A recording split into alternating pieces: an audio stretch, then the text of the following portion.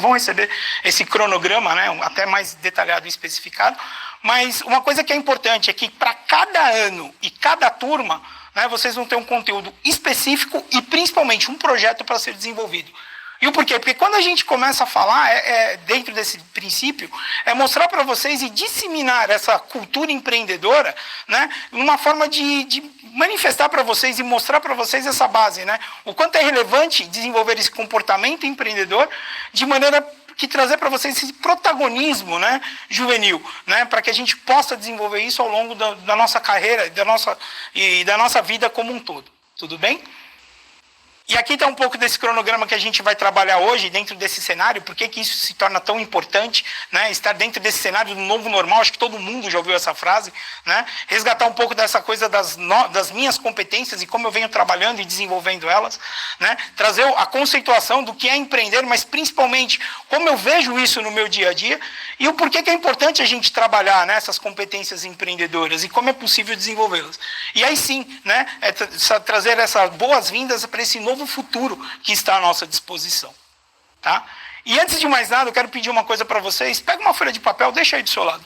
Tá? A gente vai interagindo com ela ao longo da nossa fala de hoje, dessa palestra, para que aos poucos a gente vá trabalhando em cima dela. Tudo bem? E, novamente, né, talvez no começo do ano, isso tenha sido o pensamento de vocês. Né? Muita gente entrando no ensino médio, né, pensando como é que vai ser esse desenvolvimento, pessoas pensando, de repente, num novo trabalho, né, no futuro, num curso profissionalizante, numa faculdade. Algumas pessoas pensando, inclusive, no sentido de, cara, estou pensando em viajar. Né? Enfim, né, o quanto que eles pensaram ao longo desse cenário no começo do ano, como seria esse ano de 2020. Só que no meio desse cenário aconteceu uma coisa. Né? E aí tem a capa da The Economist meio que para trazer um pouco desse cenário que assim, o mundo parou. Não foi somente a sua vida ou a minha vida, o mundo como um todo parou. Né? E quando isso aconteceu, né, e aí entra muito dentro desse cenário que a gente está vivendo hoje, né, o que é esse novo normal? Eu vejo as pessoas ouvindo e falando, né, quando as coisas voltarem ao normal, a gente vai de repente conciliar as coisas. Pessoal, a verdade é essa, esse novo normal, ele já está acontecendo, ele já existe, o normal é agora, é o hoje. E principalmente para nós que estamos acostumados a lidar, né, com essa coisa da gestão, né, principalmente da liderança e desses ambientes cada vez mais complexos, né, tem uma coisa que a gente trabalha que é o conceito do VUCA. Quem já ouviu falar desse termo VUCA? Né? E quando a gente fala desse termo VUCA, é uma coisa muito, muito densa, né? Que ele é o acrônimo exatamente das palavras de volatilidade, incerteza, complexidade e ambiguidade. E isso incorre em alguns problemas, né, que lidam no nosso dia a dia, que é o risco, é a paralisia, é a dualidade e principalmente as dúvidas. E para lidar com isso, a gente tem que estar muito acostumado ao quê? Né? A desenvolver a nossa visão, compreensão, clareza e agilidade diante dos fatos. E aí tem uma frase, principalmente do Darwin, que é muito forte, né? Que o mundo ele não é das pessoas mais fortes e inteligentes, mas sim daqueles que se adaptam mais rápido a essa mudança. E se adaptar a essa mudança é trazer tudo aquilo que a gente tem de competência, que é conhecimento, habilidade e atitude, em prol e no desenvolvimento desse cenário como um todo. Ou seja, como que eu estou trabalhando tudo isso? Como é que eu estou me desenvolvendo em cima disso? Né? E como é que você está trabalhando essa competência? Talvez você está entrando numa dinâmica, antes mesmo da própria pandemia acontecer, mas você estava lidando num processo que ele é meio automático.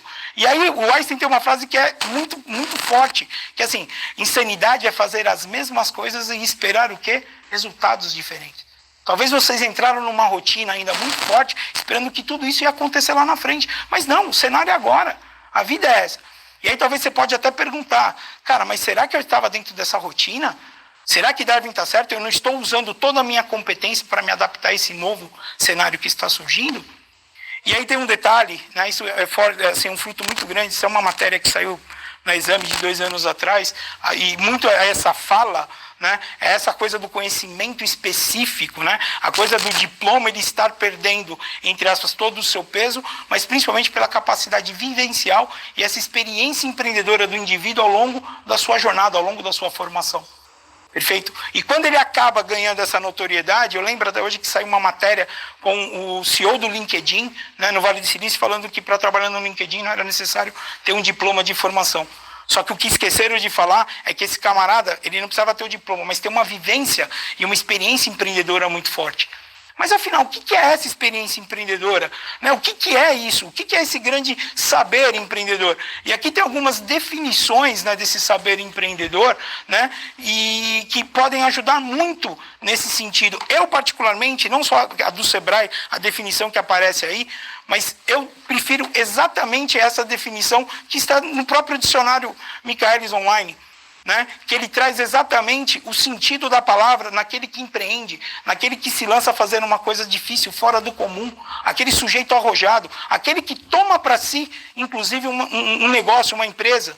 Né? Então é esse camarada que é um empreendedor, que é muito similar à própria visão do Sebrae, no sentido de mitigação de risco e geração do resultado, geração do lucro.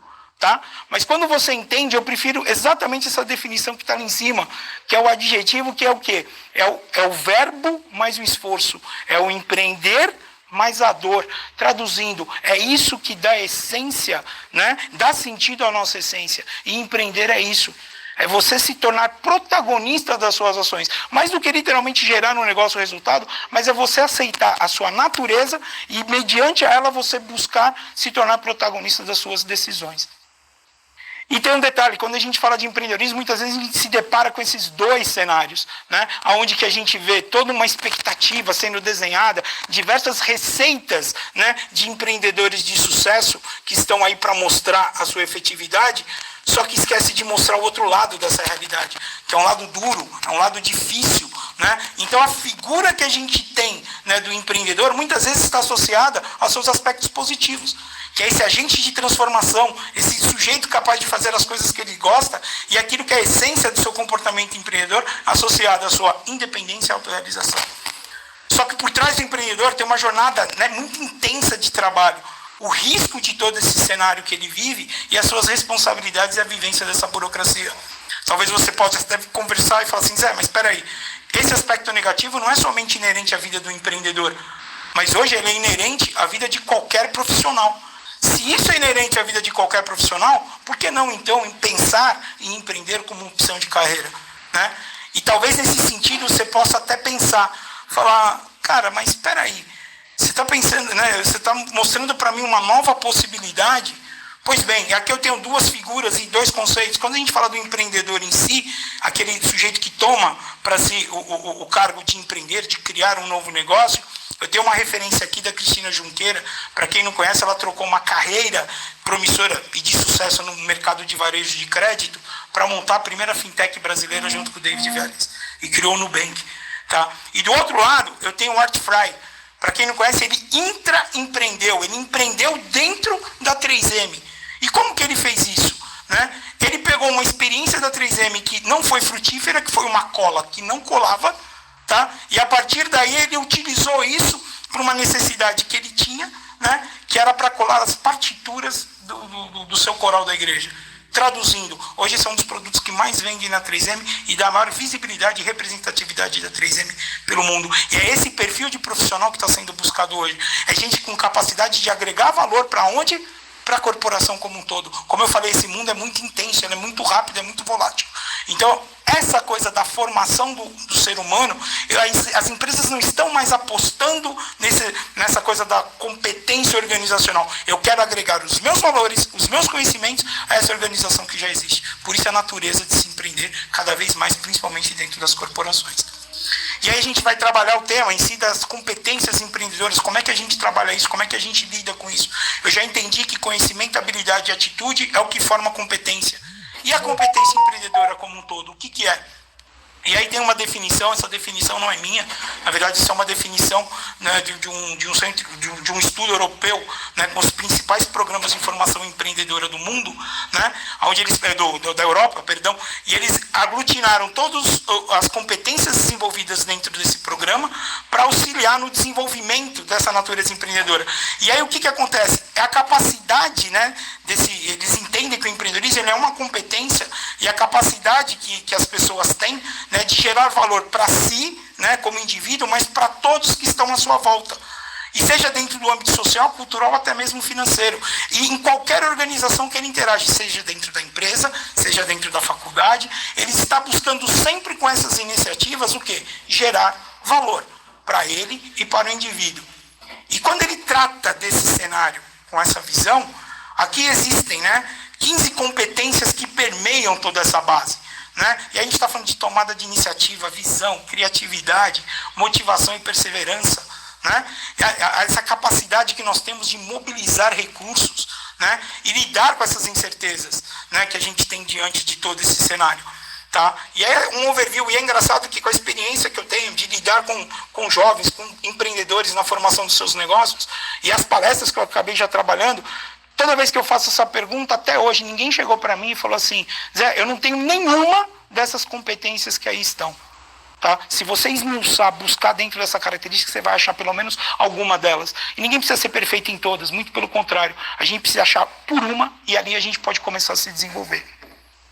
E novamente, quando a gente reúne todas essas competências, existem 3 polos fortes que a gente pode trabalhar na formação dessa competência empreendedora, que é a sua capacidade de identificar oportunidades, a sua capacidade de planejar e principalmente aquilo que a gente tem como into action. O que é? Fazer acontecer. Tá? E é isso que permeia e faz todo empreendedor a se lançar a buscar uma oportunidade de fazer isso. E aí tem um exemplo, para quem não conhece, esse aqui é o Daniel Ek, ele é um jovem empreendedor. A sua jornada empreendedora começa ainda na sua adolescência, fazendo sites para fazer a inclusão digital dos moradores da cidade cujo qual ele vivia. Passa, a partir daí, ele criar uma solução com foco em publicidade digital, para aí sim, somente depois de tudo isso que ele tem, da sua vivência, da sua experiência e tudo aquilo que ele aglutinou, criar uma solução que todo jovem tem hoje. Tá? Não sou jovem, mas o meu pacote de Spotify está aqui. Eu acho que todo mundo hoje interage ouvindo música pelo meio do Spotify. Então ele trouxe tudo isso nessa formação e nessa competência para gerar esse negócio que impacta a vida de muita gente hoje. E é interessante quando você olha o perfil do Spotify, dentro desse cenário, e aí é uma foto dos colaboradores da sede do Spotify, tá?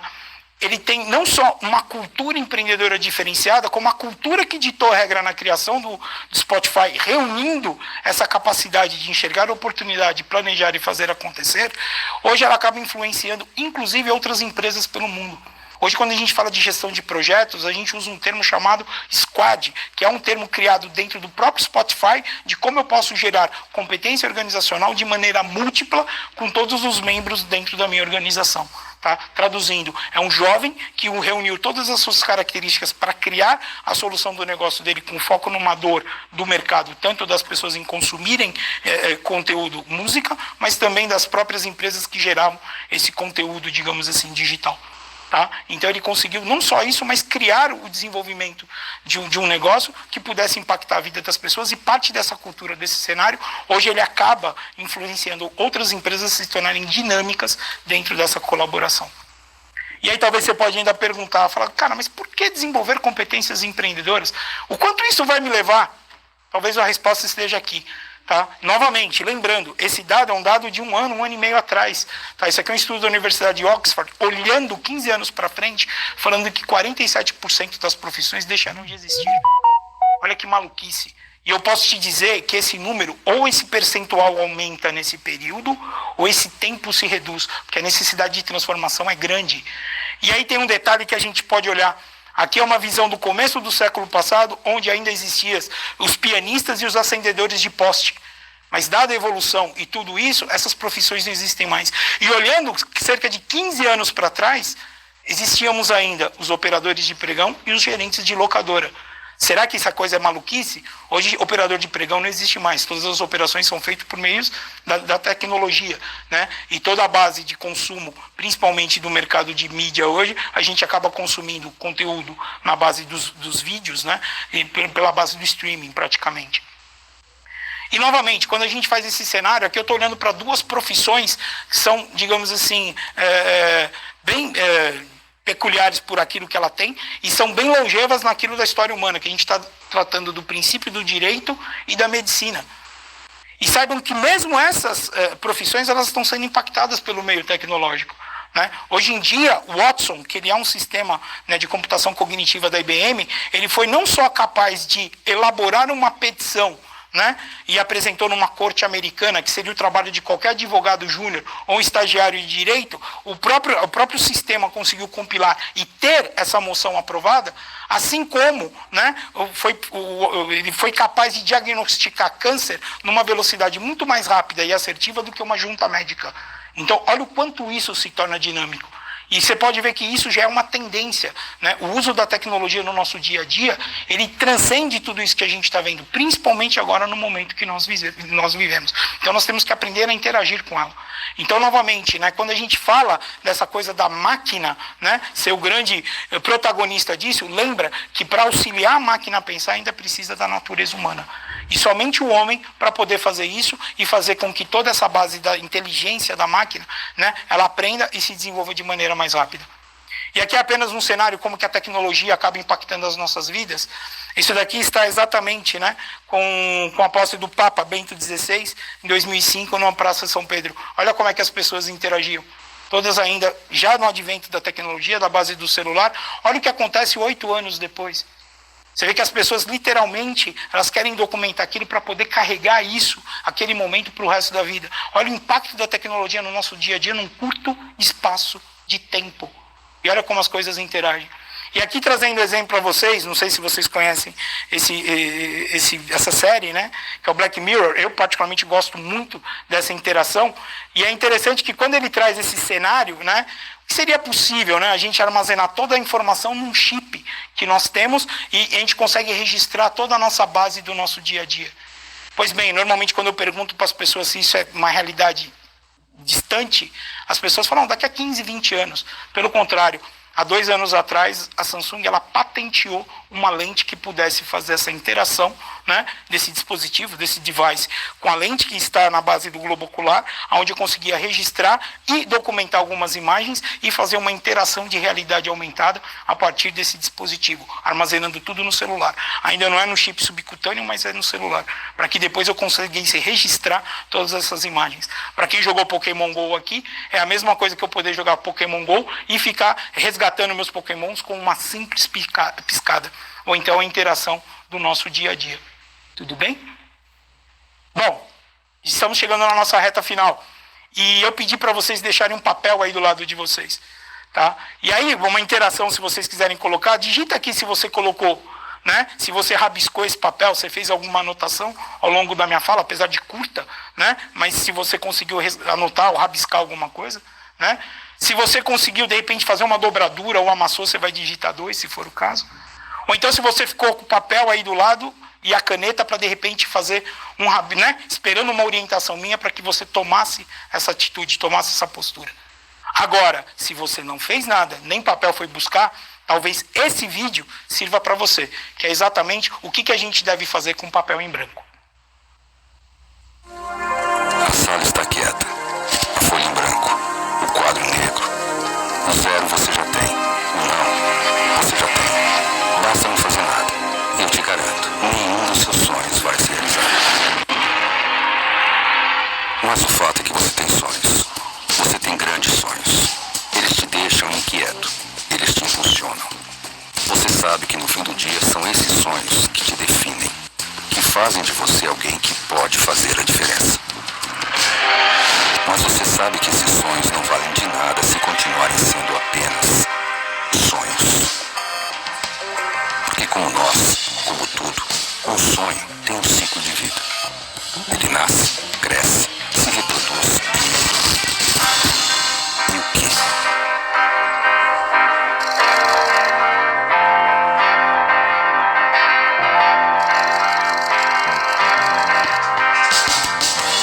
Você é confiante, não é? Mas é confiante o suficiente para romper o silêncio dessa sala? Para encher de planos essa folha de papel em branco que está te encarando? Para transformar a escuridão do quadro negro em claridade? Para mover o 0 da esquerda para a direita? Você já parou para pensar no que esse sonho precisa para crescer? Que não é só de coração que sonhos vivem. Esse é o lugar de tentar, errar e tentar de novo. Aqui, os sonhos que nasceram em você crescerão, se reproduzirão e ganharão a rua, o bairro, a cidade, o mundo. Mudar o mundo começa num sonho. Um sonho que enche o branco de uma folha de papel. Enche 1000 brancos de 1000 folhas de papel. Cresce, cresce, cresce. Se multiplica, contagia, inspira e muda o